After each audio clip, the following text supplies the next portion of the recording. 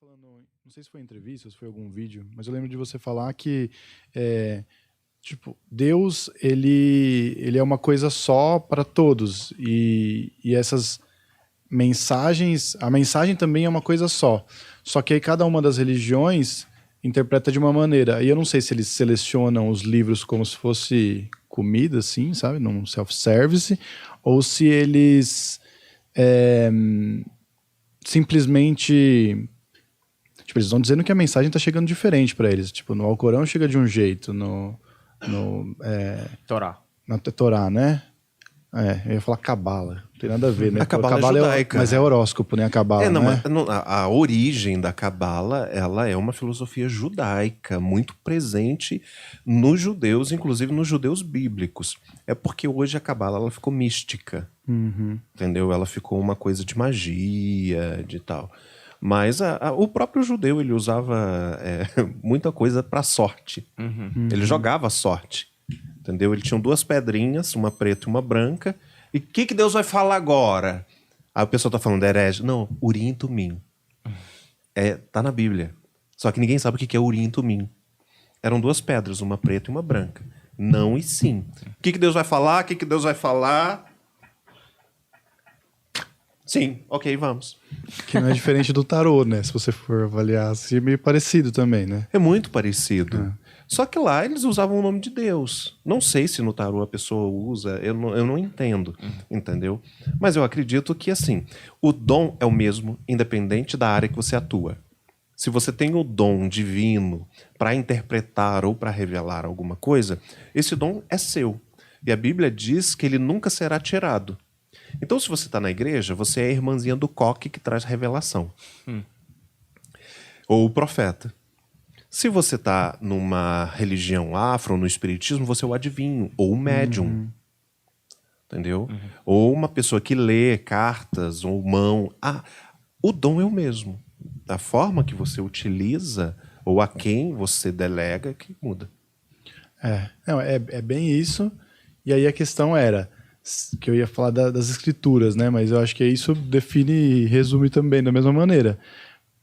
Realmente, então, a mensagem não chegou diferente. Só foram realmente os seres humanos que interpretaram de jeitos diferentes e até incluíram coisas, né? Que aí vem essa outra pergunta. A Bíblia, sim, foi alterada. Todos os livros foram alterados. E como provar que foi realmente uma mensagem e não foi o cara mesmo colocando... Só que às vezes era legal e às vezes era escroto. A gente tem que diferenciar o Velho Testamento do Novo Testamento. O Velho Testamento, ele não sofre alterações porque era aquela pessoa que escreveu, aquela pessoa era conhecida na cidade, ela deixou os escritos e esses escritos foram passados. Por exemplo, acho que em 2014 eu tive acesso a vários originais pelo Museu do Manuscrito de Israel e eu tive a oportunidade de ver, por exemplo, o livro de Isaías, escrito 700 anos antes de Cristo. E ele, para o atual, que passou pelo latim, pelo inglês, para chegar no português, se não tiver passado pelo alemão, é muito parecido do original. Então, a Velha Aliança, o Velho Testamento, ele tem alterações mínimas, talvez, de nomenclatura. O Novo Testamento já é muito diferente. Porque aí Jesus chega... Jesus não escreve absolutamente nada. Quem escreve são as pessoas que estavam com Jesus. E muitas que escrevem nem eram discípulos. Por exemplo, Jesus teve 12. Pedro, André, Tiago, João, Filipe, Bartolomeu, Tomé, Mateus, Tiago, Tadeu, Simão e Judas. Mas, por exemplo, Mateus, Marcos, Lucas e João, os 4 primeiros evangelhos. Pedro, André, Tiago, João, Filipe, Bartolomeu, Tomé, Mateus. Então eu tenho Mateus e João eram discípulos de Jesus. Lucas e Marcos não. Mas estavam ali naquela época.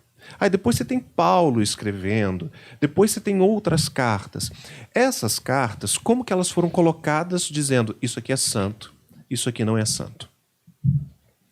Por exemplo, é muito estranho, porque quando você lê assim, a carta de 1 Coríntios, quando Paulo escreve para a cidade grega de Corinto, e aí você tem que pensar que era uma cidade grega, ele, um judeu, naturalizado romano, escrevendo para uma cidade grega, de Alexandre o Grande, que era recente.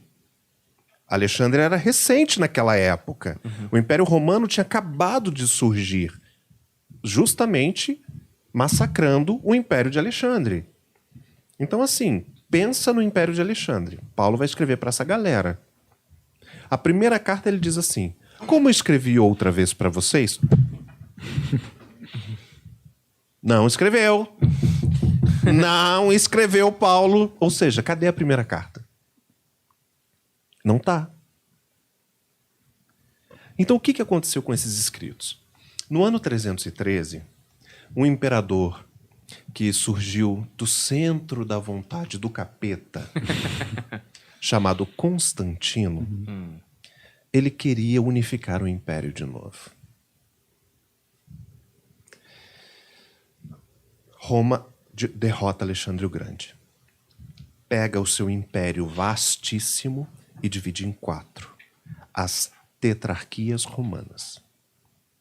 Com o passar do tempo, quem assume um desses impérios é Constantino, que monta as Constantinópolis. E ele fala: eu não quero um quarto. Eu quero a sala, a cozinha e o banheiro. E ele começa a fazer guerra com os seus, não com os outros. Só que nessas guerras, ele perde soldados demais. E Constantino era alguém extremamente idólatra. Adorava Semíramis, adorava Deus Invicto, que era um deus bebê. Semíramis era a deusa mãe, entendeu? Cujo a oferenda a Semíramis era um bolo com frutas, conhecido hoje em dia como panetone, que a gente come no Natal. Que da hora. Como que era feito as oferendas a Semíramis? Você colocava isso e ao Deus Invicto embaixo de um carvalho, conhecido hoje em dia como árvore de Natal, e acendiam velas. E o Deus menino, o Deus Invictus, a data de comemoração era 25 de dezembro, Natal. Quem fez isso foi Constantino. Só que ele tinha toda essa vibe. E aí ele estava perdendo os seus soldados. Ele não ia conseguir ganhar o império. O que ele fala? Qual é a maior população que cresce hoje? Os cristãos. Eu preciso deles. Ao invés de eu ter que lidar com o Império Romano, matar a outra galera, e caçar, torturar e matar os cristãos, eu vou me unir. Constantino aparece em 313 e diz: tive uma revelação enquanto estava dormindo. Apareceu para mim um anjo e escreveu um X e um P. Todo batistério da Igreja Católica tem esse X e esse P. E Cristo disse que agora eu vou ganhar tudo. E aí ele se batiza. Agora ele alia todos os cristãos como seu exército. Ele cessa a perseguição aos cristãos, traz para cá. Ele precisa dar culto para essa galera. Ele precisa dizer: não, eu converti, mas ele não tinha se convertido. Então ele pega o Deus menino Invictus e diz: Deus menino Jesus. Ele pega Semíramis, coloca dentro do templo e diz: Maria. Ele pega a data e diz: Jesus nasceu aqui. E surge o Natal, agrega todas essas pessoas, e aí ele começa com uma avalanche de gente, e ele domina sobre todo o império e se torna o imperador único. Mas ele tinha que produzir material. E aí ele começa. A mãe dele viaja até Israel e aí tenta identificar o lugar onde possivelmente Jesus nasceu e onde Jesus morreu. E ela constrói a capela, a basílica do nascimento, é o lugar do Gólgota. Tudo quem faz isso é a mãe de Constantino. Tá? E aí ele fala: a gente precisa da Bíblia. Então ele contrata pessoas e começa a trazer todos os escritos que as igrejas utilizaram. A partir desse momento, ele diz: isso entra, isso não entra.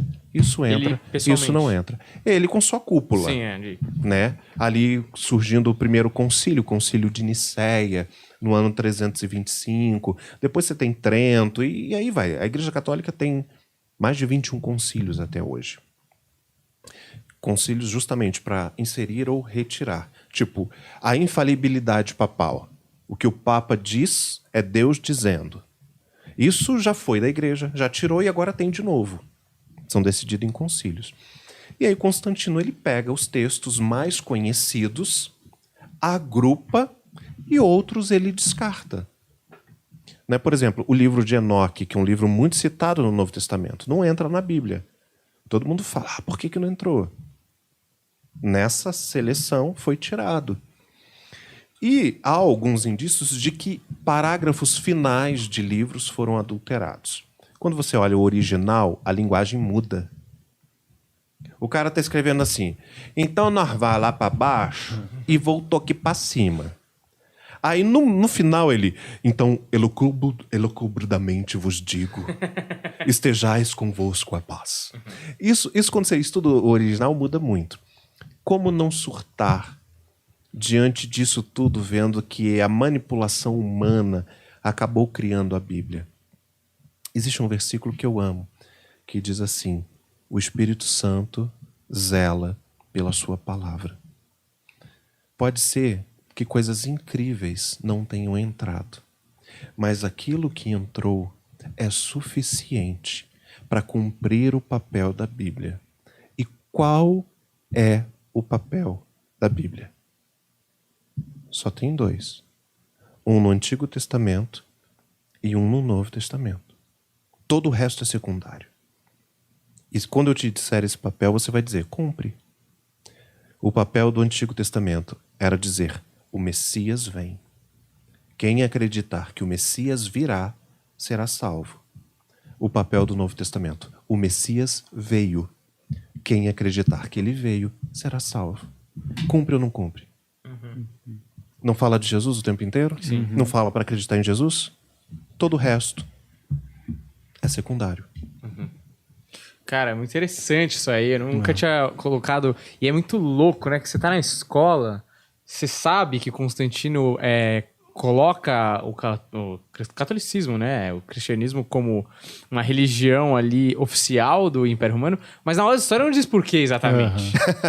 Né? Não vai dizer, Porque né? agora que você tava falando, eu fiquei pensando, mano, o que eles falaram mesmo na quinta série, que quando aconteceu isso daí? Era uma parada meio assim, não, ele foi com a cara do pessoal lá e falou... Não, ele teve a visão. Teve a visão e rolou, cara, rolou pra caralho. Não, óbvio que não, né?